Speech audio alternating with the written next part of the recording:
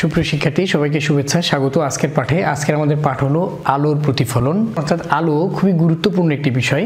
তো এই বিষয়টি আমাদের 9-10-এও থাকবে, উচ্চ মাধ্যমিক শ্রেণীতেও থাকবে এবং এমনকি এটা অষ্টম শ্রেণীতেও আছে। তো আমরা এই আলো নিয়ে কাজ করব, অর্থাৎ একটি অভিজ্ঞতার কথা তোমরা মনে করো, সেটি হলো সূর্যের আলো বা লাইটের আলো আয়নাতে আমরা ফেলে এটার প্রতিফলিত রশ্মি অন্যের চোখে ধরেছি ছোটবেলায় এবং অনেক মজাও আমরা করেছি। এই অভিজ্ঞতা আমাদের সবারই আছে। তাহলে এখানে আমরা একটা আয়না এঁকেছি, এটাকে আমরা এখানে দর্পণ বলছি। আমাদের দর্পণটি হলো এম এবং এম ড্যাশ একটি দর্পণ, সমতল দর্পণ, সমতল আয়না। এই আয়নার নিচে সিলভারিং করা আছে, অর্থাৎ পারদ লাগানো আছে। তোমরা জানো যে কাঁচের উল্টা দিকে যদি সিলভারিং অর্থাৎ প্রলেপ দেয়া না থাকে তাহলে কিন্তু আমরা দেখতে পাবো না, ওই পাশের দৃশ্য দেখতে পারবো, আমাদের প্রতিবিম্ব বা ছবি দেখতে পারবো না। সেটি দেওয়া আছে, সিলভারিং করা আছে, অবশ্যই সিলভারিং করা থাকতে হবে। তো এইরকম একটা আয়নায় এ ও একটি রশ্মি আয়নাতে এসে পড়ছে, এখানে তীর চিহ্ন দেওয়া আছে। খুবই গুরুত্বপূর্ণ এই বিষয়টি। যদি আমরা এই তীর চিহ্নের ব্যবহার না করি তাহলে আমরা আলো অধ্যায়ে আমরা কোনো নম্বর পাবো না, আমরা কোনো মার্ক পাবো না। এখানে আমরা দেখতে পাচ্ছি এ ও, এই রশ্মিটি হলো আপতিত রশ্মি এবং ও বি চলে যাচ্ছে। যেই আলোটা দর্পণে আসছে তাকে আমরা বলবো আপতিত রশ্মি এবং যেই রশ্মিটি দর্পণ থেকে চলে যাচ্ছে সেটিকে আমরা বলবো প্রতিফলিত রশ্মি। আর মাঝখানে যেটি টানা আছে এটাকে আমরা বলবো লম্ব অর্থাৎ অভিলম্ব। তাহলে আপতিত রশ্মি এবং অভিলম্বের মাঝখানের কোণকে আমরা বলবো আপতন কোণ, প্রতিফলিত রশ্মি এবং অভিলম্বের মাঝখানের কোণকে আমরা বলবো প্রতিফলন কোণ। মজার ব্যাপার হলো এখানে এই আপতিত রশ্মি, প্রতিফলিত রশ্মি এবং অভিলম্ব এরা একটা তলে থাকে। এটি হলো আলোর প্রতিফলনের প্রথম সূত্র। অপরদিকে এই আপতন কোণ এবং প্রতিফলন কোণ সর্বদা সমান থাকে, সব সময় সমান হবে। আপতন কোণ যা হবে প্রতিফলন কোণও তাই হবে। এটি যদি 30 ডিগ্রি হয় তাহলে এটি অবশ্যই 30 ডিগ্রি। তাহলে আমরা আলোর প্রতিফলনের সূত্র দুটিকে এভাবে বলবো যে আপতিত রশ্মি, প্রতিফলিত রশ্মি, আপতন বিন্দুতে অঙ্কিত অভিলম্ব এরা একই সমতলে থাকে। 2 নম্বর সূত্রকে আমরা বলবো আপতন কোণ এবং প্রতিফলন কোণ সর্বদা সমান। দর্পণকে আমরা দুই ভাগে ভাগ করব, একটি হলো সমতল দর্পণ, অপরটি হলো গলীয় দর্পণ। সমতল দর্পণ আমরা দেখলাম বাড়ির যে আয়নায় আমরা চেহারা দেখার ক্ষেত্রে ব্যবহার করি, ড্রেসিং টেবিলের যে আয়না সেটি হলো সমতল আয়না।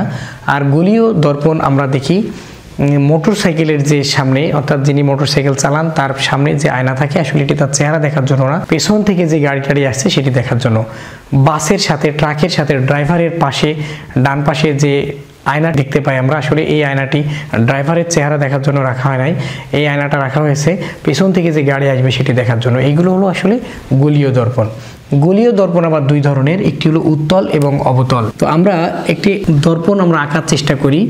ধরে নিলাম যে এখান থেকে আমরা ব্যাসার্ধ নিয়ে আমরা এই বৃত্তচাপটি আঁকার চেষ্টা করলাম এখান থেকে। তাহলে এটি হলো আমাদের বক্রতার কেন্দ্র সি, আর দর্পণের ঠিক মাঝের বিন্দুটার নাম হলো পি। তাহলে এখানে আমাদের সিলভারিং করতে হবে, পারদ লাগাতে হবে। যদি পারদ বাইরের দিকে লাগানো থাকে তাহলে সেই দর্পণকে আমরা বলবো অবতল দর্পণ, আর সিলভারিংটা যদি ভিতরের দিকে লাগানো থাকে তাহলে আমরা বলবো উত্তল দর্পণ। তো আমরা এখন অবতল দর্পণগুলো দেখব, পরে আমরা উত্তল দর্পণ দেখব। তাহলে এই বক্রতার কেন্দ্র এবং দর্পণের মেরু এর ঠিক মাঝখানের যে বিন্দু সেই বিন্দুর নাম হবে ফোকাস অর্থাৎ প্রধান ফোকাস। তাহলে আমরা এই যে বক্রতার ব্যাসার্ধ যেটি, এই ব্যাসার্ধকে আমরা আর দ্বারা প্রকাশ করব, এখান থেকে এই পর্যন্ত দূরত্ব, আর এখান থেকে এই পর্যন্ত যে দূরত্ব সেটাকে আমরা এফ দ্বারা প্রকাশ করব। তাহলে ফোকাস দূরত্ব এফ আর বক্রতার ব্যাসার্ধ আর। তাহলে এফ সবসময় আর এর অর্ধেক, এফ সমান r/2। কোনো গলীয় দর্পণের বক্রতার ব্যাসার্ধ যদি 1 মিটার হয় তাহলে ফোকাস দূরত্ব হবে কত? ½ মিটার।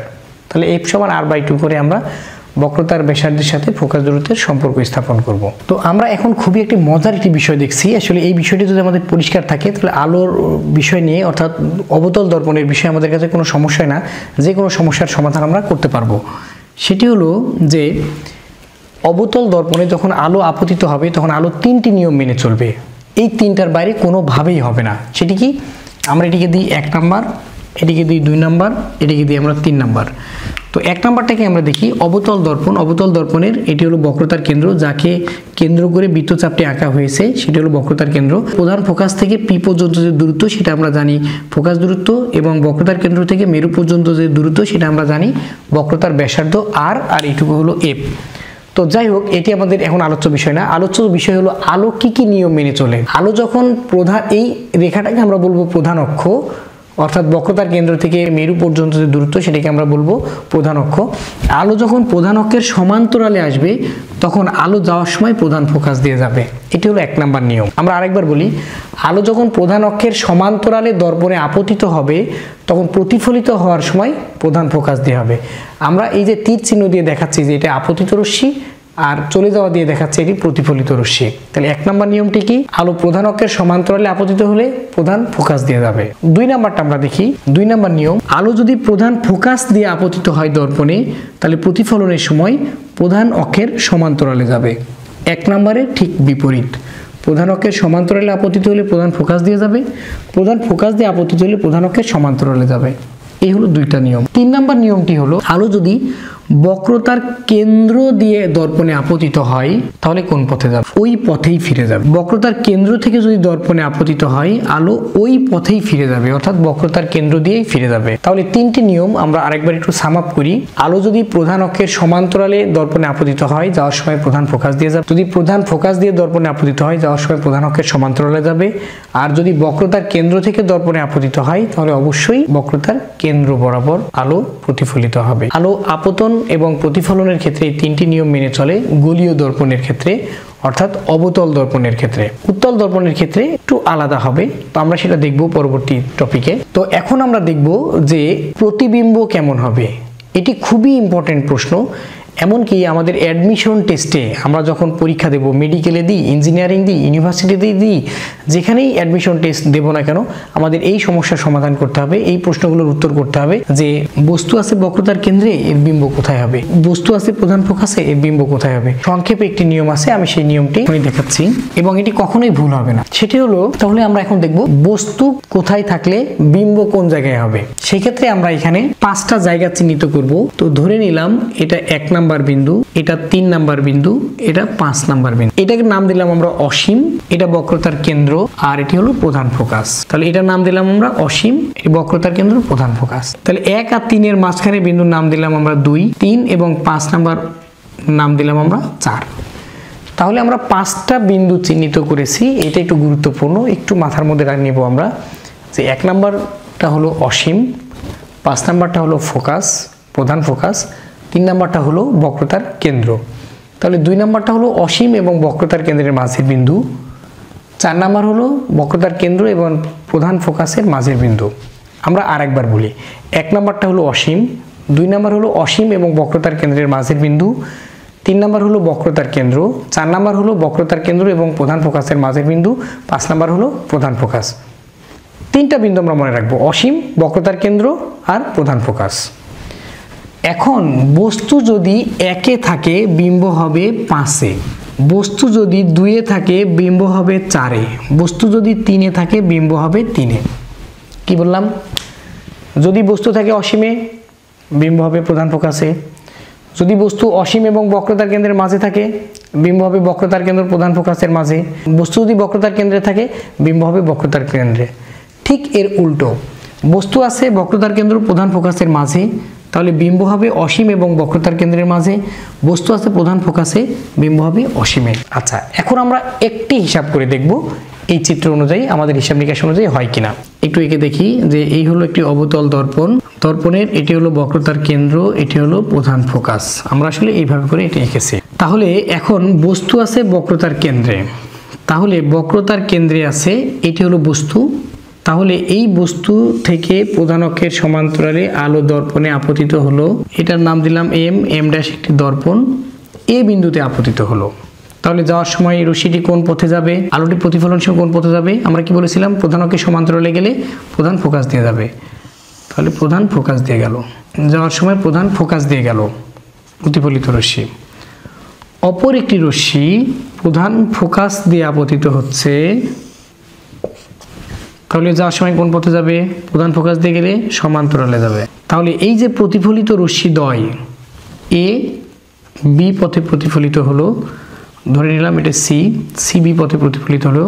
এখন এই প্রতিফলিত রশ্মি দুইটা প্রধান অক্ষের উপরে লম্ব টানবো, টানলে প্রধান অক্ষের উপরে লম্ব টানবো, টানলে দেখা যাবে যে এটি বি বিন্দুতে মিলিত হয়েছে। তাহলে আমরা যদি এটা নাম দিই পি কিউ, পি কিউ নাম দিলাম বস্তুর নাম, পি কিউ হলে এটি কিউ ড্যাশ পি ড্যাশ, তাহলে পি ড্যাশ কিউ ড্যাশ হলো পি কিউ এর বাস্তব বিম্ব। যদি মিলে যায় তাহলে আমরা বিম্বকে বলবো বাস্তব বিম্ব। তাহলে আমরা এটিকে এভাবে বলি যে এম এম ড্যাশ একটি অবতল দর্পণ, দর্পণের সামনে পি কিউ একটি লক্ষ্যবস্তু, পি থেকে একটি আলোকরশ্মি দর্পণের উপর এ বিন্দুতে আপতিত হয়ে এ এফ পথে প্রতিফলিত হয়েছে।